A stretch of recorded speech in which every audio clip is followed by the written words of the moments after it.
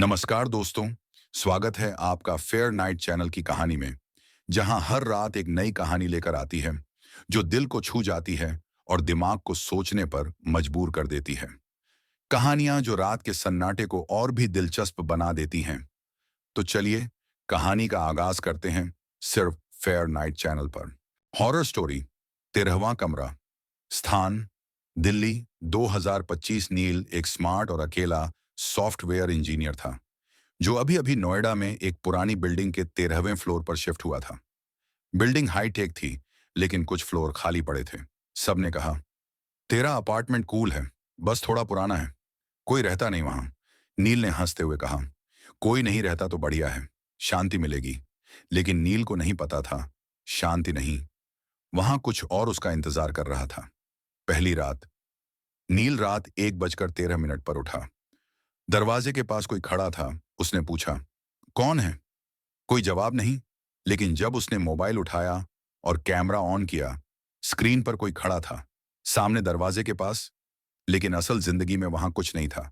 उसने कैमरा नीचे किया, कुछ नहीं। कैमरा ऊपर किया, वही परछाई। नील ने कैमरा तोड़ दिया, लेकिन डर अब उसके साथ रह गया। अगली सुबह ऑफिस में सब ठीक लग रहा था, लेकिन उसकी स्क्रीन पर बार बार एक विंडो खुल रही थी, बिना किसी कमांड के। 13th RM, would you like to enter?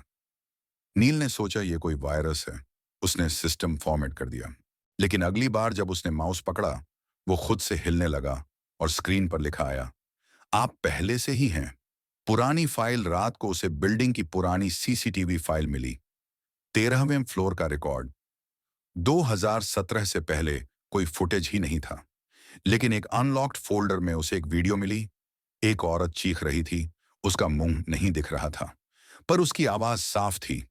मुझे यहां बंद कर दिया है, मत खोलो 13वां कमरा। नील का शरीर सिहर गया।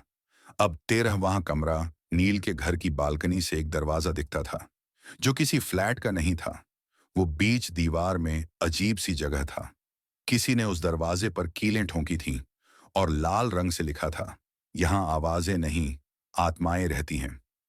नील ने उस दरवाजे के पास जाना शुरू किया।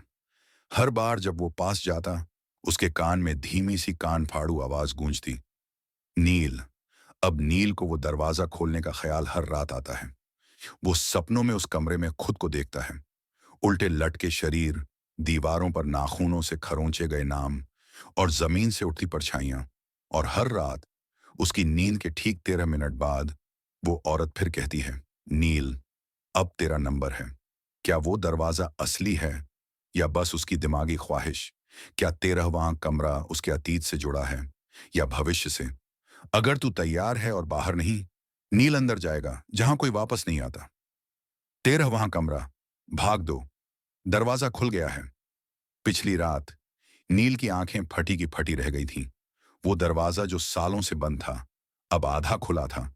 दरवाजे के पीछे से कोई सांसें ले रहा था, जैसे कोई मरकर भी जिंदा हो। सुबह 3:30 फिर वही सपना आया।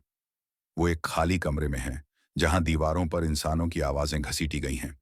कोई फुसफुसाता है, तू आया है ना, सब तुम्हारे जैसे ही आए थे। लेकिन किसी को लौटने की इजाजत नहीं मिली।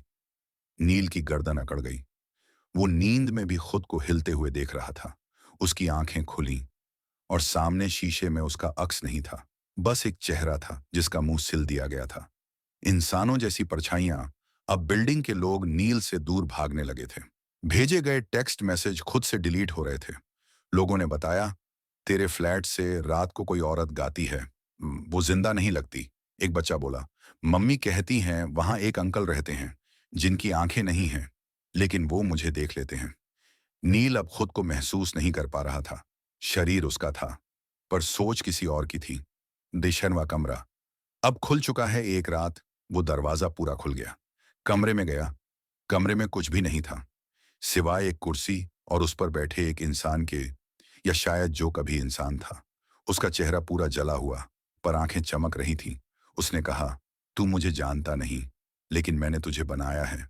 तेरी सोच, तेरी यादें, सब मैं हूं, और अब तुझे मेरी जगह लेनी है। नील ने देखा, कमरे की दीवार पर उसके नाम के नीचे लिखा था, एग्रीड। और तभी उसका शरीर कुर्सी की तरफ खींचने लगा।